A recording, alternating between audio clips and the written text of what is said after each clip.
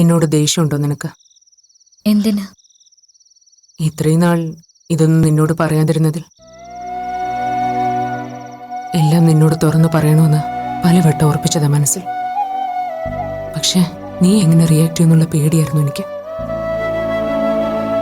ഇന്നിങ്ങനെയൊന്നും സംഭവിച്ചില്ലായിരുന്നെങ്കിലും ഞാനിതൊക്കെ നിന്നോട് പറയുമായിരുന്നു. ഈ ദിവസങ്ങളിൽ എപ്പോഴെങ്കിലും. എല്ലാം തനിച്ചിങ്ങനെ കൊണ്ടു നടന്നു. ഞാൻ അത്രയ്ക്ക് പ്രഷറിലായിരുന്നു. അപ്പോ ഒന്നുമില്ല, നിനക്ക് അങ്ങനെ ഒന്നുമില്ല. നീ അപൂർവയാ, ഞങ്ങളുടെയൊക്കെ അപ്പുവാ. അല്ലാതെ നീ ഇപ്പൊ പറഞ്ഞതുപോലെ അങ്ങനെയൊന്നും ആവാൻ നിനക്ക് പറ്റില്ല അപ്പു. പക്ഷെ എന്റെ മനസ്സ് പറയുന്നിടത്ത് നിൽക്കാനാ മാളു ഞാൻ ആഗ്രഹിക്കുന്നത്. എന്താ എന്റെ പ്രശ്നമെന്ന് നിന്നോട് മാത്രമേ ഞാൻ പറഞ്ഞിട്ടുള്ളൂ. നിന്നോട് മാത്രം. എന്റെ അറിവും സമ്മതവും ഇല്ലാതെ മറ്റാരോടും നീ ഇത് ഷെയർ ചെയ്യരുത്. അങ്ങനെ എന്തെങ്കിലും ഉണ്ടായാ പിന്നെ അപ്പു ഉണ്ടാവില്ല. പ്രോമിസ് ചെയ്യ. എന്നോട് സത്യം ചെയ്യ.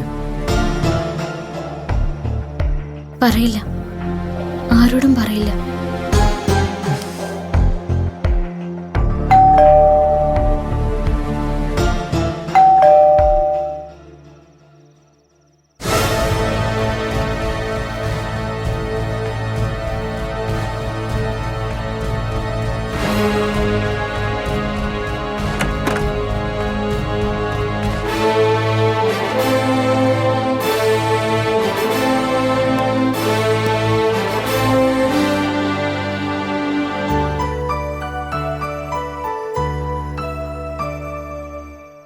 ഉറക്കമായിരുന്നു രണ്ടുപേരും.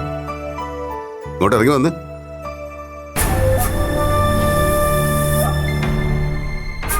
എന്തോന്നാ രണ്ടുപേരുടെ ഉദ്ദേശം? എല്ലാരും ശരിക്കും പേടിപ്പിച്ചു കളഞ്ഞല്ലോ. വാ, രണ്ടുപേരും പോയി ബാഗൊക്കെ എടുത്തോണ്ടൊന്ന് വണ്ടി കയറും. അങ്കിള് വീട്ടിൽ കൊണ്ടാക്കാം. ആ പറഞ്ഞു കേട്ടില്ലേ? വേഗം വാ. വാ, നമുക്ക് പോവാം. ഞങ്ങൾ വരുന്നില്ല.